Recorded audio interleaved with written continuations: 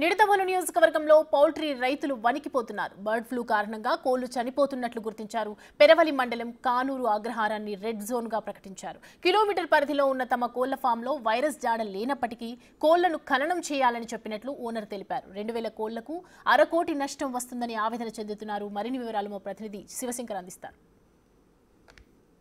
తూర్పుగోదావరి జిల్లా పెరవలి మండలం కానూరు అగ్రహారం వద్ద అయితే 1 కిలోమీటర్ రేంజ్ ఏదైతే రెడ్ జోన్గా ప్రకటించారో బర్డ్ ఫ్లూ వ్యాధి సోకుతుందంటూ కూడా 1 కిలోమీటర్ పరిధిలో ఉన్న అనంతలక్ష్మి పౌల్ట్రీస్ని కూడా ప్రస్తుతం అయితే ఖననం చేస్తున్నారు. అయితే ప్రస్తుతం మనం ఆ పౌల్ట్రీ దగ్గర ఉన్నాం, చూడొచ్చు. దీనికి సంబంధించి లోపల ఎన్ని కోళ్ళు ఉన్నాయి ఏంటని కూడా ఓనర్స్ని అడిగి డీటెయిల్స్ తెలుసుకునే ప్రయత్నం చేద్దాం. సార్ చెప్పండి, అసలు 1 కిలోమీటర్ రెడ్ జోన్లో ప్రకటించారు, బర్డ్ ఫ్లూ వ్యాధి వచ్చింది అని చెప్పి. అయితే మీ కోళ్ళకి ఎట్లాంటి వ్యాధి అయినా సోకిందా? ఏదైనా కోళ్ళు చనిపోవడం అట్లాంటి ఏదైనా మీ పౌల్ట్రీ జరిగిందా? లేదండి, రెడ్ జోన్ వల్ల ఈ ప్రాబ్లము మాకు వచ్చింది. యాక్చువల్లీ అయితే బర్డ్ ఫ్లూ మాకు లేదండి. పక్కన మొత్తం ఎంత కెపాసిటీ, మీ పౌల్ట్రీ కెపాసిటీ ఎంత, ప్రస్తుతం ఎన్ని కోళ్ళు ఉన్నాయి? ఇప్పుడు 15,000 కెపాసిటీ అండి. ఇది 2,000 వరకు చిలుక ఏదో ఉన్నాయి.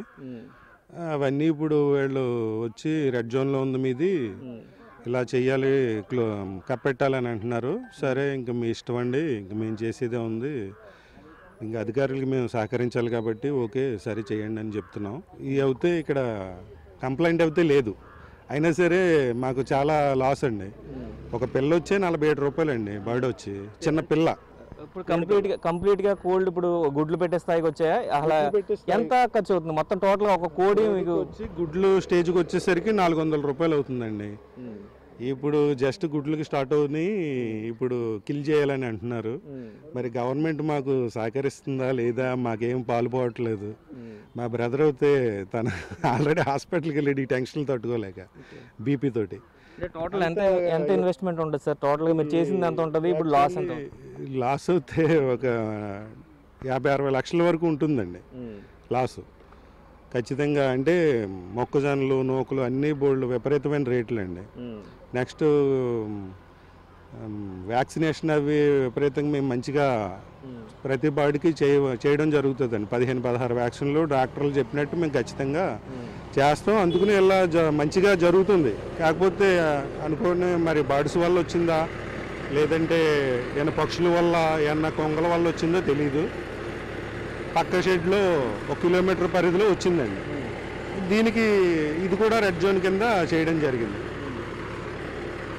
ఇది చూసుకున్నట్లయితే అనంతలక్ష్మి పౌల్ట్రీస్ సంబంధించి 1 కిలోమీటర్ ఏదైతే రెడ్ జోన్ పరిధిలో ఉందో ఆ రెడ్ జోన్ పరిధిలో ఉన్న కోళ్లను కూడా ఖననం చేస్తామంటూ చెప్తున్నారు. అయితే ప్రస్తుతం ఖననం చేసిన కోళ్లన్నీ కూడా కప్పేందుకు జేసీబీ కూడా ఇక్కడికి వచ్చిన పరిస్థితి కనిపిస్తున్నాయి. అయితే అధికారుల బృందం ఏదైతే కాకినాడ నుంచి వచ్చిందో, కాకినాడ నుంచి వచ్చిన అధికారుల బృందం కూడా పూర్తిగా పీపీఏ కిట్లు వేసుకుని ఇక్కడికి వచ్చి ఈ కోళ్ళను అన్నింటినీ కూడా 100 degrees టెంపరేచర్లో కాలుస్తారు. 100 degrees టెంపరేచర్లో బర్న్ చేసినప్పుడు ఏమవుతుందంటే ఈ బర్డ్ ఫ్లూకి సంబంధించిన వైరస్ అంతా కూడా పూర్తిగా చనిపోతుందంటూ కూడా ఇప్పటికే పశుసంవర్ధక శాఖ అధికారులు చెప్తున్న పరిస్థితి కనిపిస్తుంది.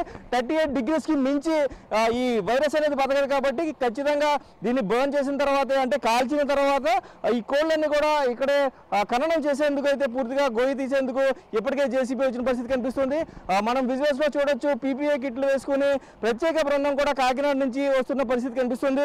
అయితే వీరందరూ కూడా పీపీఏ కిట్లు వేసుకున్న తర్వాత లోపలికి ఎంటర్ అవుతారు. లోపలికి ఎంటర్ అయిన తర్వాత పూర్తిగా దీనికి సంబంధించి ఖననం అయితే చేస్తుంటారు. పూర్తిగా చూడొచ్చు, కాకినాడ నుంచి వచ్చిన టీం అంతా కూడా పీపీఏ కిట్లు వేసుకుంటున్న పరిస్థితి కనిపిస్తుంది. అక్కడ మనం క్లియర్గా విజువల్స్లో చూసే ప్రయత్నం చేద్దాం. చూడొచ్చు, మనం అందరూ కూడా రెడీ అవుతున్నారు లోపలికి వెళ్ళేందుకు. గ్లౌజెస్, కాళ్ళకి సైతం కూడా పూర్తిగా ప్రొటెక్షన్ తీసుకుంటున్నారు. ఎందుకంటే లోపల నుంచి వైరస్ అనేది బయటికి రాకూడదు కాబట్టి వాళ్ళు ఖననం చేసి వచ్చిన తర్వాత ఆ పీపీఏ కిట్లన్నీ కూడా పూర్తిగా కాల్చివేస్తారు.